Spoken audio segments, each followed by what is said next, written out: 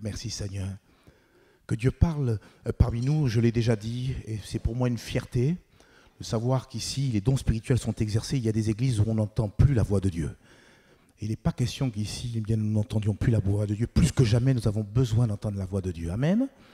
Et bien sûr, il y a un ordre, il y a une façon de faire. Et je vous encourage à bien pouvoir lire 1 Corinthiens chapitre 15, où l'apôtre Paul, justement, alors ce n'est pas pour ce matin, mais chez vous, tranquillement, au travers de vos lectures, de pouvoir lire 1 Corinthiens 15, où l'apôtre Paul va expliquer eh bien, comment nos cultes doivent être régis, surtout au niveau des dons spirituels. Un don spirituel, s'il y a un parler en langue, et s'il n'y a pas une interprétation derrière, ça ne servira à rien, à part par rapport à la personne qui a exprimé le don en langue, ça va l'édifier, mais ça ne va pas édifier effectivement donc l'Église. C'est pour ça qu'on attend, après un parler en langue, une interprétation. C'est pour ça que ceux qui exercent eh bien, le parler en langue, et qui à un moment donné ressentent que le Saint-Esprit les pousse à pouvoir eh bien, communiquer une pensée de sa part, il faut aussi que eh bien, vous demandiez à Dieu le don d'interprétation afin que l'Église en soit édifiée. Amen, frères et sœurs.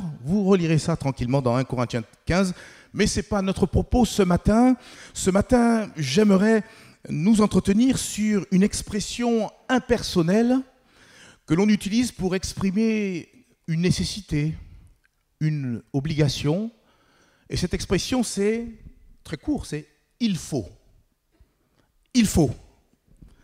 Il faut qui indique que quelque chose doit être fait impérativement ou obligatoirement. Et la Bible, passablement, nous donne eh bien, des exemples. Je vous en cite quelques-unes. Ne cherchez pas forcément, je pense que ce sera projeté pour vous. Par exemple, de Timothée, chapitre 2, et le verset 6, il nous est dit « Il faut que le laboureur travaille avant de recueillir les fruits ». Allez voir l'agriculteur du coin, il a besoin d'abord de travailler pour après prétendre recevoir eh bien, des fruits de son travail. Un autre exemple, c'est dans l'évangile selon Jean, chapitre 4, au verset 24 par exemple, où Jésus d'ailleurs lui-même qui parle, « Dieu est esprit, et il faut que ceux qui l'adorent comment ? En esprit et en vérité. » Et puis, allez, un dernier pour la route, Luc chapitre 2, verset 49. Luc chapitre 2, verset 49, et c'est à nouveau Jésus qui parle. Il leur dit à qui ? À ses parents. « Pourquoi me cherchiez-vous ? Ne savez-vous pas qu'il faut que je m'occupe des affaires de mon Père ?»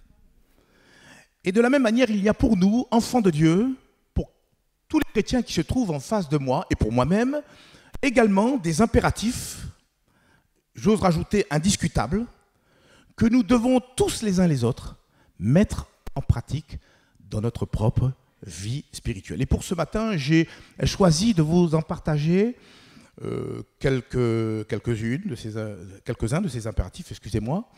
On va s'arrêter peut-être au nombre de 3. Est-ce que vous voulez les découvrir? Oui ou non? Voilà, c'est super. Tout d'abord, premièrement, la nécessité, bien sûr, eh bien, d'avoir la foi pour s'approcher de Dieu. Je pense que pour la plupart, vous connaissez ce merveilleux passage qu'on le retrouve dans le livre d'Hébreux. Alors là, c'est notre première lecture, on va dire officielle, Hébreux chapitre 11 et le verset 6, il nous est dit, Hébreux chapitre 11 et le verset 6, je vous laisse le temps peut-être de trouver ce passage. Nous ne connaissons pas exactement qui est l'auteur de ce livre d'Hébreux, mais nous savons en tout cas qu'il a été inspiré par Dieu, par l'Esprit de Dieu pour être plus précis. Et voilà ce qu'il nous est dit, Hébreux chapitre 11 et le verset 6. « Or, sans la foi, il est impossible de lui être agréable. » Être agréable à qui ? À Dieu. « Car il faut que celui qui s'approche de Dieu, on retrouve notre terme, notre expression, il faut que celui qui s'approche de Dieu croit que Dieu existe et, deuxièmement, qu'il est le rémunérateur, de ceux qui le cherchent. » Il y a trois enseignements ici au travers de ce texte. Le premier, sans la foi, il est impossible d'être agréable à Dieu. Sans la foi, ce matin, il faut qu'on se le rappelle, il est impossible de plaire à Dieu, qui est là présent. Ce culte sera d'une bonne et agréable odeur eh bien, aux yeux de Dieu, si et seulement si nous le vivons par la foi. Si et seulement si ce matin, nous réalisons par la foi la présence de Dieu. Vous savez, on peut très facilement entrer dans une façon religieuse, habituelle, de pouvoir venir, faire un acte pieux.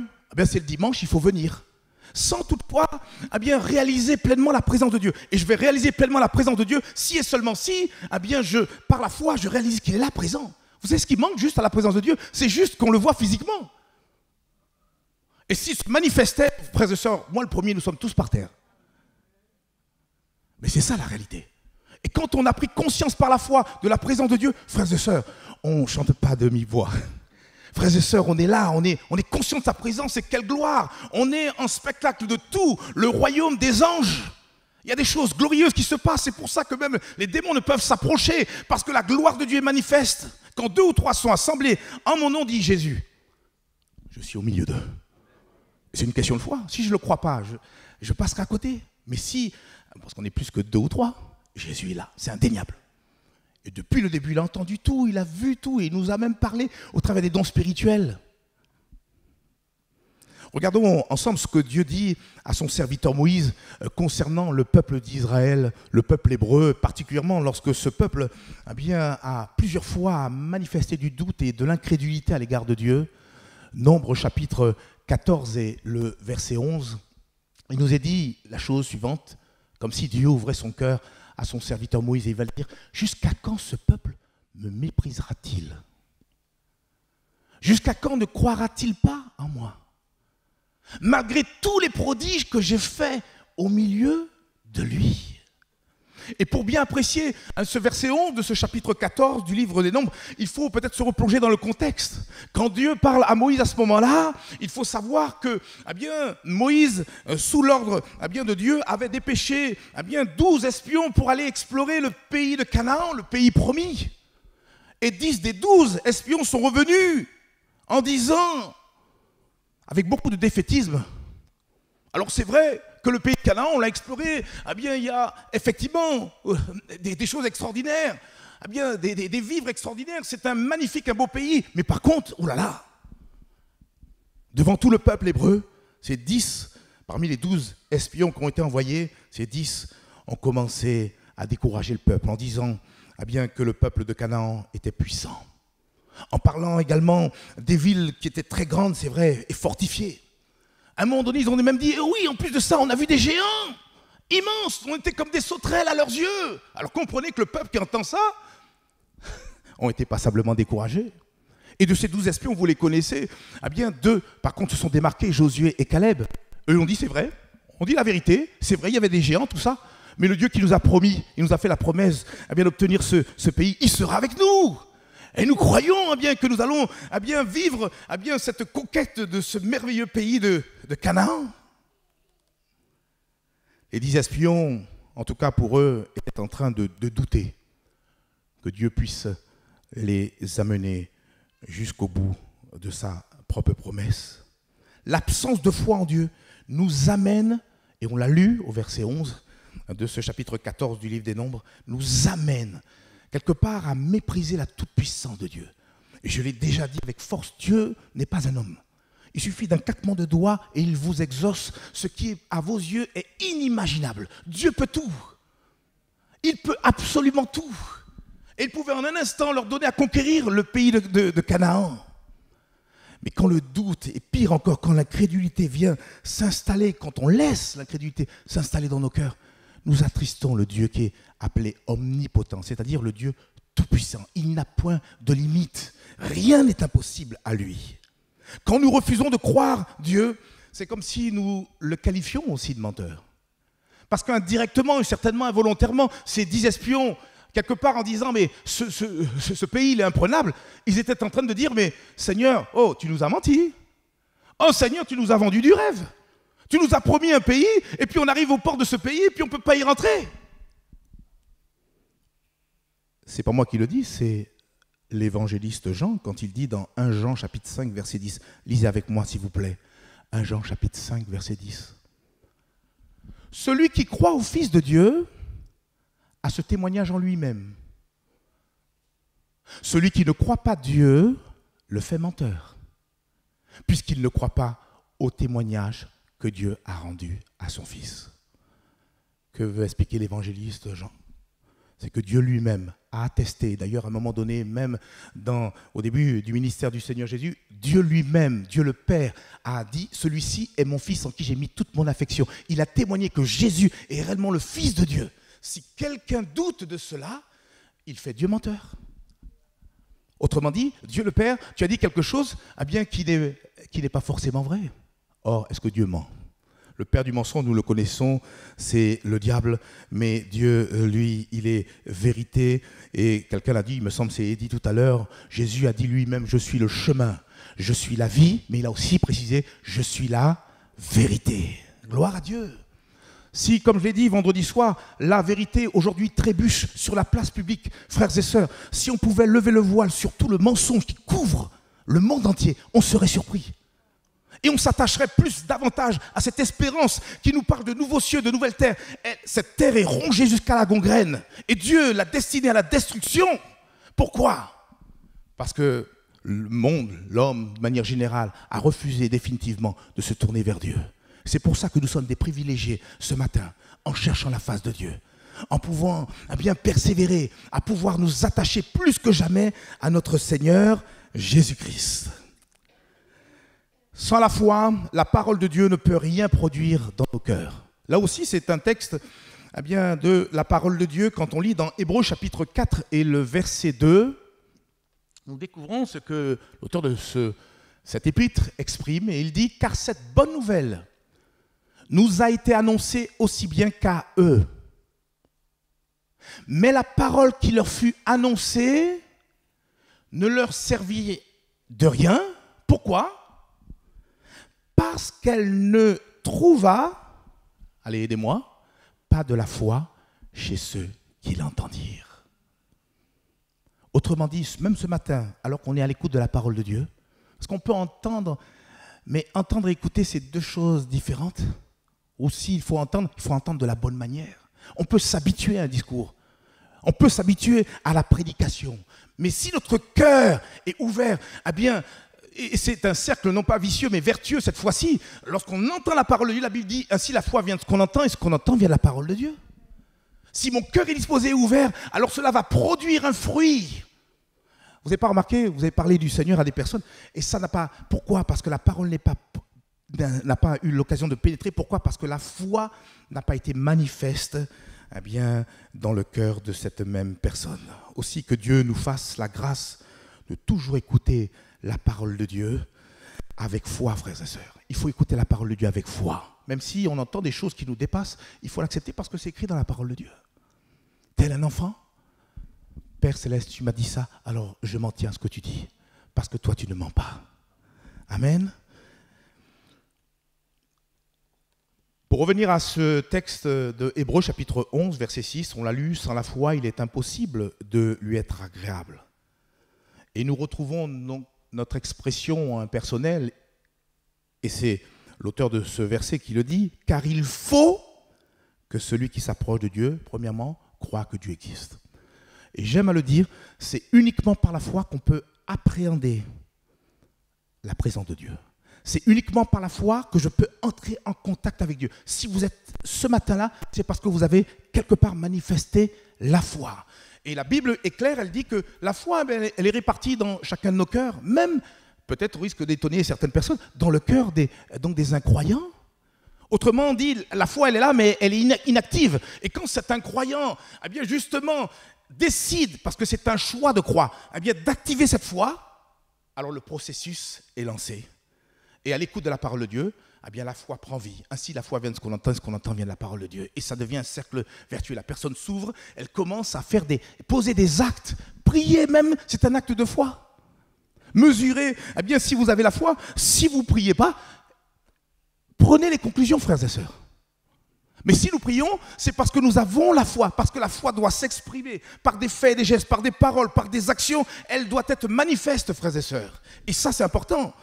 Et cette foi nous permet alléluia, de croire Dieu, de pouvoir entrer en son contact. Il n'y a pas d'autre moyen. Et Dieu a mis comme cela tout le monde sur le même piédestal.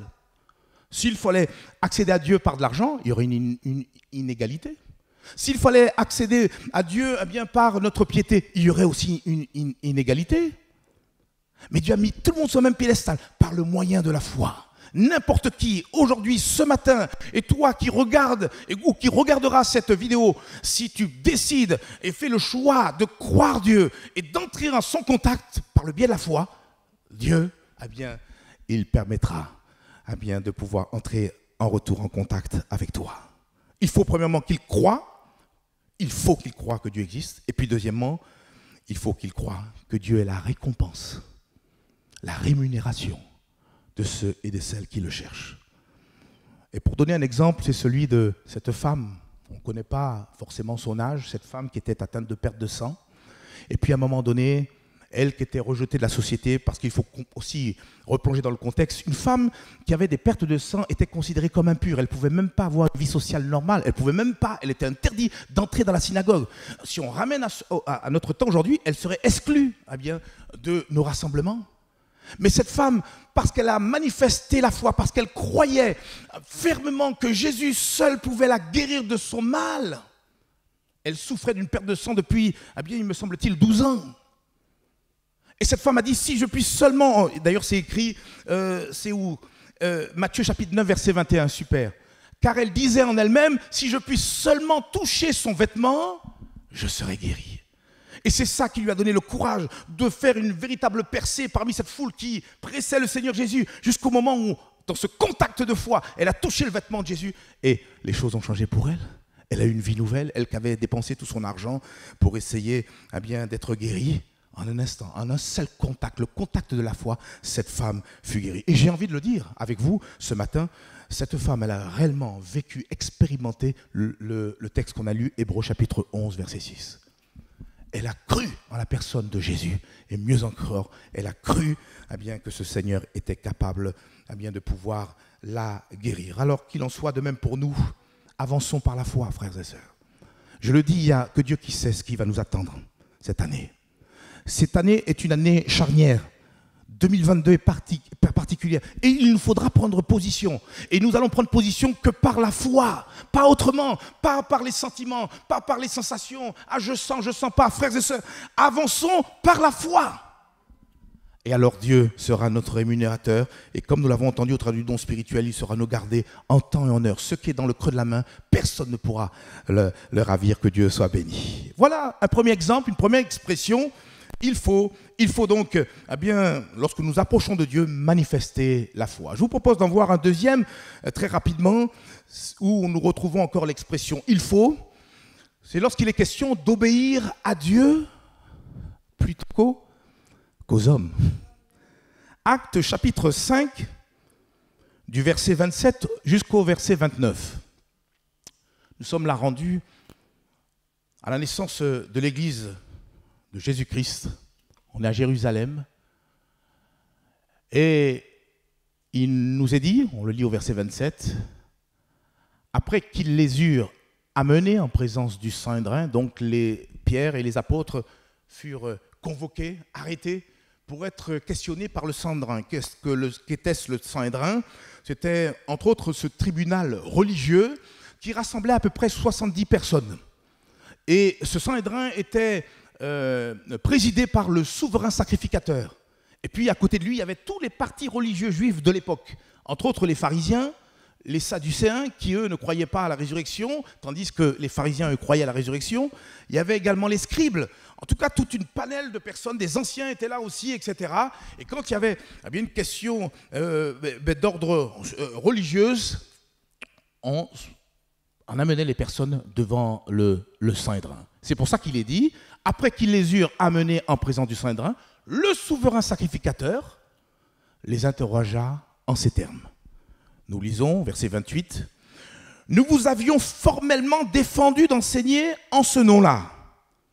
Et voici que vous avez rempli Jérusalem de votre enseignement et que vous voudriez faire retomber sur nous le sang de cet homme, en parlant de Jésus, bien sûr. » Verset 29, « Pierre et les apôtres répondirent, frères et sœurs, lisons-le ensemble, « Il faut obéir à Dieu plutôt qu'aux hommes. » Moi, je suis impressionné. Quelle assurance De ce même Pierre qui, allez, quelques pages auparavant, a même renié le Seigneur de par 3 fois. Mais entre-temps, il y a eu l'effusion de la Pentecôte. Quand on est rempli du Saint-Esprit, frères et sœurs, on a de l'assurance. On ne se cache plus, on n'est plus là, timoré, renfermé. Non, avec plein d'assurance, on est capable de braver toutes nos formes de peur. Et on est capable de faire face à toute menace extérieure. Et je vois Pierre avec tous les autres apôtres qui étaient là, au milieu de ces 70 personnes, ces juges qui étaient devant eux, avec la tête haute, avec une fierté. Frères et sœurs, nous sommes des princes et des princesses. Ce n'est pas de l'orgueil que je suis en train de dire là. C'est une fierté, alléluia, d'appartenir. Et quelle grâce! On a parlé de la grâce dimanche dernier. C'est par grâce, c'est par aucun mérite. Mais Dieu nous a choisis, on l'a entendu aussi, au travers de l'autre don spirituel. Ce n'est pas nous qui avons choisi Dieu. Soyons humbles. C'est Dieu qui nous a choisis. Et à cause de ça, ce matin, je ne peux que louer le Seigneur. Même si je ne sais pas quoi dire, eh bien au moins tu peux dire merci au Seigneur. Parce que tu as été choisi et ton nom est inscrit dans le livre de vie. Il faut obéir à Dieu plutôt qu'aux hommes.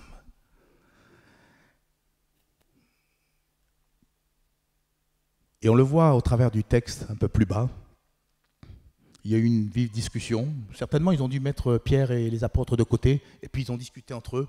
Puis, vous savez, il y a un certain, vous le lirez chez vous, un certain Gamaliel qui va dire, écoutez, bon, de toute façon, si ça vient de Dieu, ça va perdurer, cette histoire de Jésus et ses disciples. Mais si ça vient de Dieu, alors attention de ne pas combattre contre Dieu lui-même.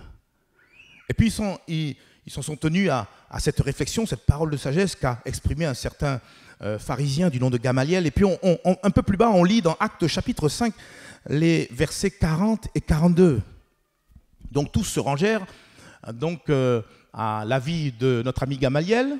Et ayant donc appelé les apôtres, ils ont refait venir Pierre et puis les apôtres, ils les firent battre de verges. Vous savez ce que c'est que battre de verges?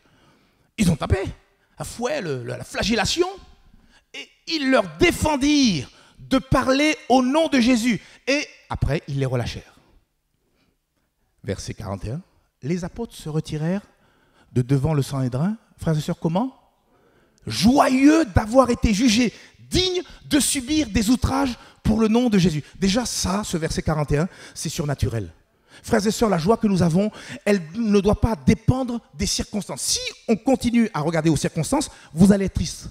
Mais si vous choisissez de regarder vers le Seigneur, comme on choisit de regarder vers le Seigneur Pierre et les autres apôtres, vous serez joyeux. Votre joie ne peut être dévorée par aucune autre joie mondaine.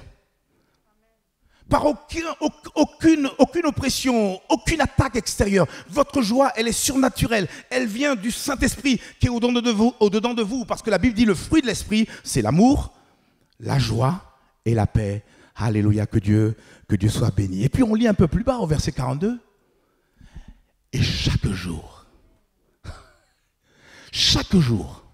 dans le temple et dans les maisons, c'est qui il? Pierre et les autres apôtres, ils ne cessaient d'enseigner et d'annoncer la bonne nouvelle de Jésus-Christ. Frères et sœurs, je nous pose la question, qu'est-ce que nous aurions fait à la place de Pierre et les autres apôtres?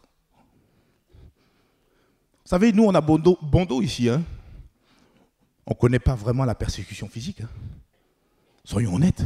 On connaît d'autres formes de persécution. Elles sont d'ailleurs même plus subtiles. D'ailleurs, il y a un homme qui, eh bien, revenant d'une persécution, puisque je ne sais pas de quelle origine il était, et puis il avait été invité en Europe. Il a dit, moi je préfère être persécuté de manière physique que eh bien, de vivre et d'endurer votre persécution à vous. Parce que notre persécution, elle est subtile, elle est mondaine, elle est pleine de vices. La persécution, on est agressé par des choses qui nous souillent, qui nous éloignent de Dieu. On est pris par le matérialisme, on est pris par les plaisirs du monde. C'est une forme de persécution et le diable est très rusé pour nous occuper, pour nous jouer et nous empêcher eh bien, de voir ce qui est important. Oui, vérité. Mais eux, nos amis Pierre et les autres, ils ont choisi d'obéir à Dieu plutôt qu'aux hommes. Ils n'ont pas dit, écoutez, on a été battus, écoutez, il faut qu'on agisse avec sagesse là maintenant. Il faut qu'on se fasse petit, qu'on vive notre foi mode sous-marin. Vous savez qu'il y a des chrétiens sous-marins. Ils sont là le dimanche, ils louent. Et puis, dès qu'on sort la porte, plus personne. Et leur excuse, c'est Tu comprends, Joël? La foi est personnelle. Que Dieu nous garde, frères et sœurs. Que Dieu nous garde. Ça pourra passer, on peut venir avec tout plein d'arguments devant les hommes. Mais quand on comparaîtra devant le Seigneur, ce ne sera pas pareil. Et je le dis pour nous, pour moi le premier. Nous qui en plus prêchons l'évangile, nous serons jugés plus sévèrement que chacun d'entre vous. C'est pour ça que je vous envie, vous qui êtes assis là. Et croyez-moi, j'ai besoin de vos prières. J'ai besoin des prières de l'Église. Parce qu'il y en a un qui tire dans l'ombre. Et il nous empêche de dire la vérité. Mais nous ne sommes pas là pour nous complaire ou nous flatter. Nous sommes là pour entendre ce que Dieu nous dit. Et il nous demande de nous réveiller car c'est le temps de lever les yeux parce que Jésus est à la porte, frères et sœurs. Avant d'entrer en plein temps dans le ministère, vous saurez tout, mais je pense que je l'ai déjà dit. J'étais sur la belle ville de Toulouse. Qui connaît Toulouse? D'ailleurs, qu'on appelle Ville Rose. J'avais un très très bon travail que j'aimais. Vous savez, il y en a quand ils vont au travail, ils avancent en reculons. Moi, c'était une joie. Je faisais allègrement avec un autre collègue chrétien des heures sup jusqu'à très tard dans la nuit. J'aimais mon travail. De sur quoi on était en plus bénis financièrement. Il y avait les 13e mois, il y avait des primes. À un moment donné, on s'embrouillait tellement il y avait des primes qui venaient, etc. On ne sait plus. Primes d'intéressement, primes de ceci, primes de... Mais quand le moment où le Seigneur m'a dit, Joël, il faut que tu laisses... À un moment donné, j'ai cumulé les deux. J'ai fait travail. Et puis, je m'occupais d'une petite église qui se trouvait à 90 km de Toulouse. Donc, après mon travail, je prenais la voiture et puis je faisais 90 km aller, 90 km retour pendant 2 ans, frères et sœurs. Ce n'est pas pour m'envoyer des fleurs ou quoi que ce soit. C'est juste vous dire la vérité. J'aimais mon travail. Mais à un moment donné, le Seigneur il a dit, bon, maintenant, il faut que tu laisses tout. Maintenant, j'ai besoin de toi à temps plein. Et ce n'était pas évident parce qu'il fallait que je quitte tout ça. Et je me rappelle, ce supérieur, pas le chef d'agence, c'était une grande agence, mais un de mes supérieurs qui est venu une fois, et sans frapper, il est rentré, il s'est assis devant mon bureau, et il a tapé fort sur la table. Il m'a dit, mais enfin Joël, ce n'est pas un temps où on cherche à perdre de l'argent, mais au contraire à en gagner. Sous-entendu, qu'est-ce que tu es en train de faire? Tu veux tout laisser, tout quitter pour servir Dieu? Il était étonné, il était dépassé et il essayait, d'une manière sincère, de me dissuader. Mais j'avais fait mon choix. Il y a ce petit cœur qui dit, en mon cœur, j'ai choisi de suivre Jésus. Je ne sais pas pour vous. Et je crois que chaque personne doit parler pour sa part. Vous savez, le salut, c'est personnel. Qu'as-tu choisi, mon frère, ma sœur? Obéir aux hommes ou plutôt obéir à Dieu? Oui, j'ai choisi d'obéir à Dieu plutôt qu'aux hommes. Alors peut-être que c'est vrai qu'en obéissant à Dieu, on perd certaines choses. Frères et sœurs, je vais même plus loin. On peut même perdre des membres de notre famille.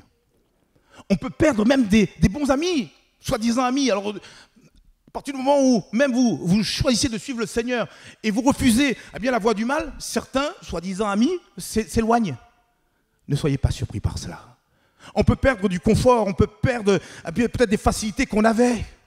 On peut perdre de la tranquillité, on peut perdre tellement de choses. Mais ce que nous devons nous rappeler, c'est que si nous choisissons Jésus, on gagne au centuple tout ce que nous avons pu perdre sur le plan matériel, sur le plan humain, sur le plan terrestre. Et je le dis avec force parce que c'est lui-même Jésus qui l'a dit quand nous lisons Marc chapitre 10, les versets 28 à 30. Marc chapitre 10, versets 28 à 30. Pierre se mit à lui dire, à qui? À Jésus. Mais Seigneur, voici, nous avons tout quitté et nous t'avons suivi. Jésus répondit, je vous le dis en vérité, il n'est personne, vous entendez? Personne, qui ayant quitté à cause de moi et à cause de la bonne nouvelle, sa maison, ou ses frères, ou ses sœurs, ou sa mère, ou son père, ou ses enfants, ou ses terres, ne reçoivent au centuple, présentement, déjà ici-bas sous la terre, dans ce siècle-ci, des maisons, des frères, des sœurs, des mères, des enfants et des terres, et il rajoute, avec des persécutions. Et dans le siècle à venir, la vie éternelle. C'est pas beau ça? Vous avez la promesse?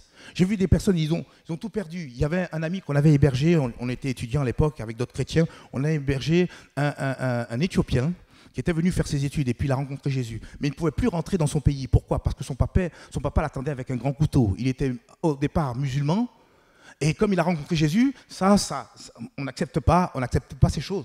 Et son papa l'attendait avec un grand couteau. Il était assigné finalement il était amené à pouvoir rester sur la France. Et tour à tour, on l'a hébergé. Et quelque part, c'est vrai, il a perdu sa famille physique, sur le plan physique, mais il avait trouvé une grande famille. Pour moi, alléluia, voici la grande famille que nous formons. C'est pour ça que Dieu nous invite à pouvoir nous aimer les uns les autres. On a des amis Kanaks, moi je suis très fier.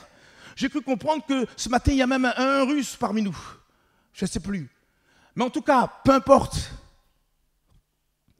Le Seigneur rassemble des hommes, des femmes de toute nationalité, tout peuple, pour former une grande et belle famille, que Dieu soit béni. Et comme le Dieu que nous servons, notre Seigneur Jésus-Christ, qui est notre Sauveur et notre Seigneur, est transparent, il dit, vous aurez des familles, des amis, mais vous aurez aussi des persécutions. On l'a lu tout à l'heure. Des persécutions. Le Seigneur, il est vrai avec nous-mêmes. Mais même dans ces persécutions-là, Dieu nous donne, alléluia, d'être toujours triomphants. Que Dieu soit béni. C'est pourquoi, frères et sœurs, choisissons toujours d'obéir à Dieu plutôt qu'aux hommes. Quand je pense aux 3 compagnons de Daniel, comment s'appelait-il? Shadrach, Meshach et Abednego. Si quelqu'un ne sait pas comment appeler son futur fils, futur enfant, il y a 3 noms là, trop puissants, parce que c'était des jeunes gens courageux. Ils étaient dans un contexte particulier, puisqu'ils étaient en captivité à Babylone, sous le règne d'un certain Nebuchadnezzar.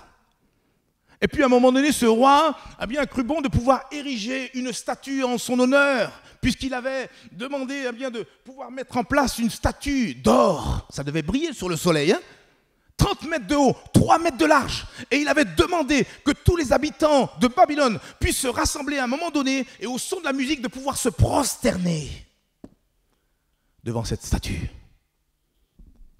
Sans quoi, si quelqu'un refusait, il était à l'instant même jeté dans une fournaise ardente.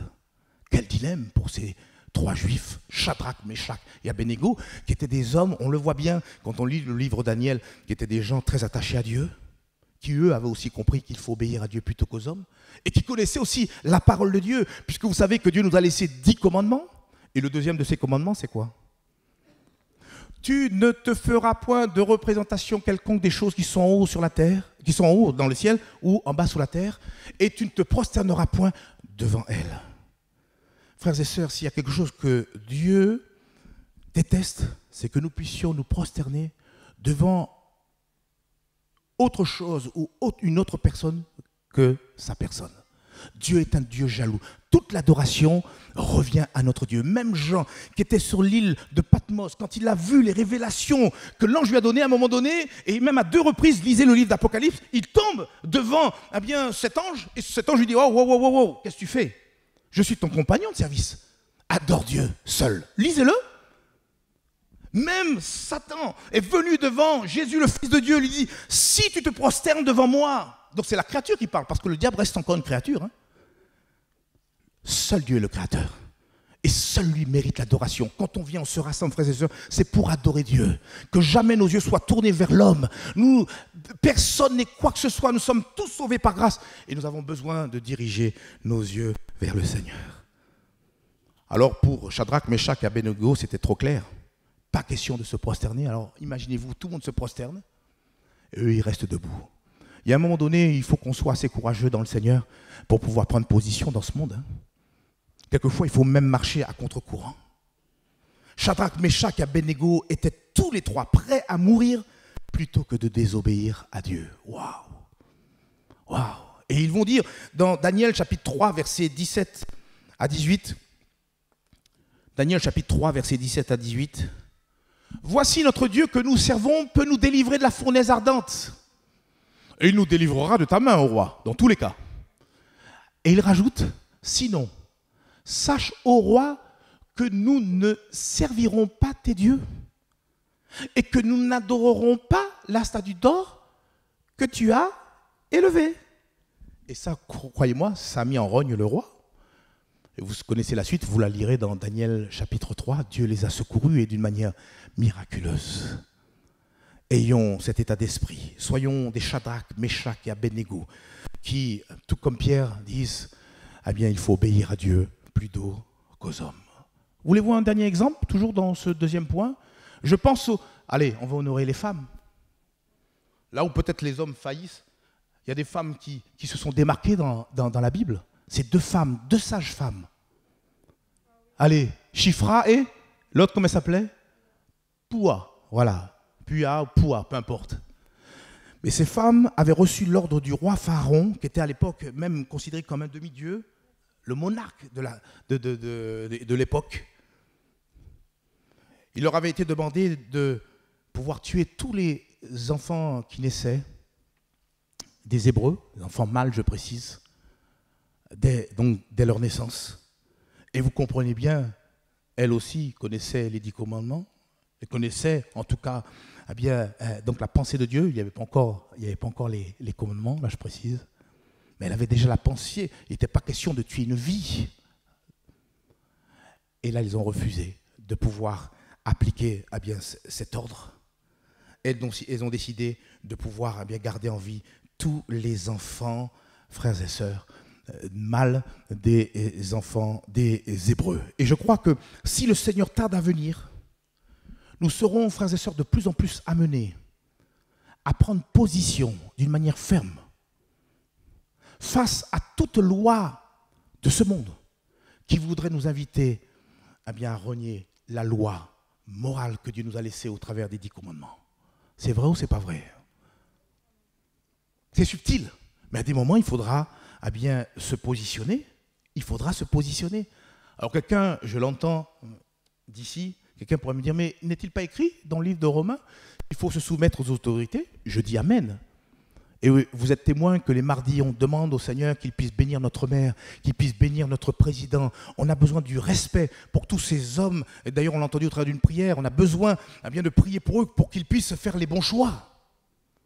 Mais nous connaissons la fin de l'histoire.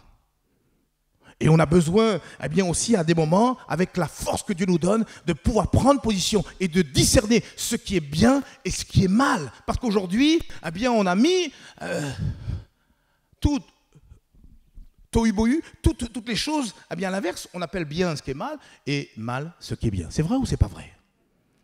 On parle maintenant de transgenre, on nous parle maintenant de toutes sortes de choses. On accepte des choses qui sont condamnables par rapport à la parole de Dieu. Et c'est là où on doit prendre position. Pas entrer dans des compromis, mais être ferme devant le Seigneur.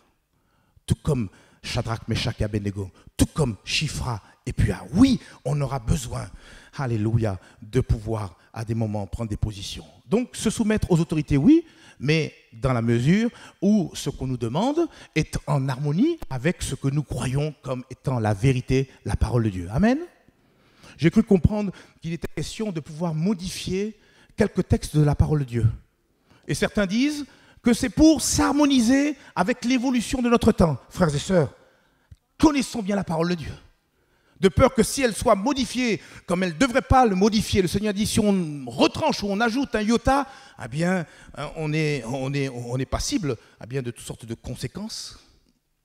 Alors veillons donc à tout cela. Je veux terminer. J'ai parlé de 3 éléments, je vois aussi l'heure qui passe. Est-ce que vous êtes d'accord qu'on puisse terminer avec un 3e et dernier point? Il faut que lorsqu'on s'approche de Dieu, on manifeste la foi. Il faut obéir à Dieu plutôt qu'aux hommes. Combien de fois, excusez-moi, je donne encore ce témoignage. Mon patron, premier travail que j'ai eu, il me disait, Joël, on était dans un bureau d'études, et on construisait des maisons individuelles. Et on faisait un petit peu tout. On faisait le commercial, on faisait donc la partie technique, les dessins, et on suivait les travaux. Et quand on emmenait les clients visiter des maisons, certaines qu'on n'avait pas faites, le patron me disait, dis comme moi que c'est nous qui avons fait cette maison. Et là, je le regardais droit dans les yeux, je dis, je ne ferai pas ça, parce que vous savez que je suis chrétien, et je ne veux pas mentir. Et à des moments, ça chauffait dans la voiture, ou au bureau. Non, Joël! Et puis, après tout, ce n'est pas vraiment un mensonge. Écoute-moi, c'est une démarche commerciale. Puis, je voyais ses yeux, j'ai dit, aïe. Et je dis, non. Il lui disait, oui, non. Frères et sœurs, j'étais à 2 doigts de perdre mon travail. Mais il m'aimait bien, hein. Il m'a jamais débauché.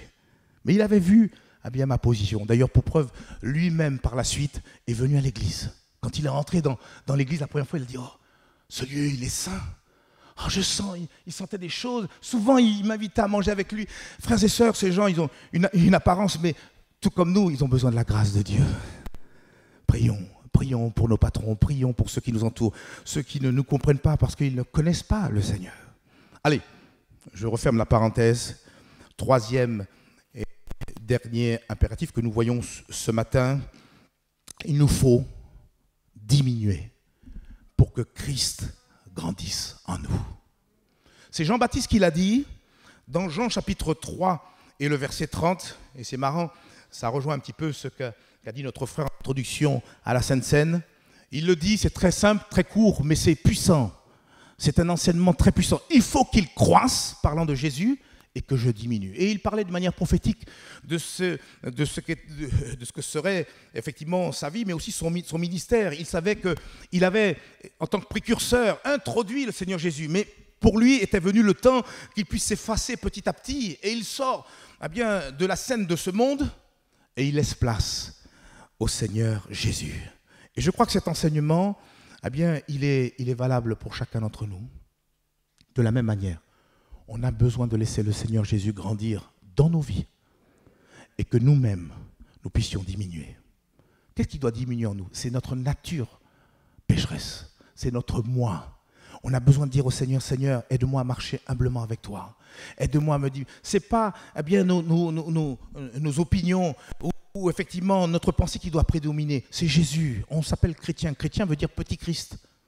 Il faut que Christ grandisse, sa nature, son caractère puisse grandir et que nous puissions diminuer. Et je vais même plus loin, on a besoin même de crucifier cette chair et la maintenir crucifiée. Et ce n'est pas évident, c'est un travail de chaque jour et ça s'appelle la sanctification. Ah mais Joël, moi je suis comme je suis. Hein. Ah, faut pas me chercher. Hein. Tu me cherches une fois, mais deux fois, attention. Hein. Ah, y en a, ils te fusillent du regard comme ça. Mais si quelqu'un est en Christ, c'est une nouvelle création. Je veux ressembler à Jésus. Frères et sœurs, allez demander à ma femme, j'ai encore besoin de faire beaucoup de progrès. Mais frères et sœurs, celui qui me fascine, c'est Jésus. Dans son tact, dans sa manière de... Et il est empreinte d'amour. C'est l'amour, alléluia, qui est capable de surmonter toute épreuve, toute situation. Que Dieu soit béni et que Dieu soit glorifié. Il faut qu'il croisse. Et que moi-même, je diminue. Un peu comme l'apôtre Paul, et on termine par cela, l'a dit dans Galates chapitre 2 et le verset 20. Lui-même va dire une vérité, Galates chapitre 2 verset 20. J'ai été crucifié avec Christ. Et si je vis, ce n'est plus moi qui vis. C'est Christ qui vit en moi. Si je vis maintenant dans la chair, je vis dans la foi au Fils de Dieu qui m'a aimé et qui s'est livré lui-même pour moi. On a eu raison de chanter attaché à la croix. Toujours nous rappeler l'infini amour de notre Dieu à notre égard. Il est bon de méditer peut-être ce verset 20. Vous le relirez chez vous tranquillement. J'ai été crucifié. As-tu été réellement crucifié avec Jésus? Baissons la tête, fermons nos yeux. Est-ce une réalité dans notre vie? Et puis l'autre question qui me vient à l'esprit, mais au jour d'aujourd'hui, qui domine? Qui domine en moi? Est-ce que c'est ma nature pécheresse? Oui, on peut avoir notre personnalité. Oui, on peut avoir nos caractères. Mais tout ça a besoin d'être sanctifié pour qu'on puisse ressembler au Seigneur. Alors qu'est-ce qui domine aujourd'hui? Ma nature, mon caractère, ou bien la nature de Christ? La Bible dit dans le livre de Philippiens, ayez en vous les sentiments qui étaient en Jésus-Christ. Lui qui n'a pas regardé comme une proie arrachée d'être égal à Dieu, mais s'est humilié, a pris une forme humaine comme la nôtre et mieux encore, il s'est humilié jusqu'à la mort de la croix. Jésus, pour entrer pour l'une des premières fois dans Jérusalem, a choisi de prendre un ânon, le petit d'une ânesse. Il aurait pu venir sur ses grands chevaux.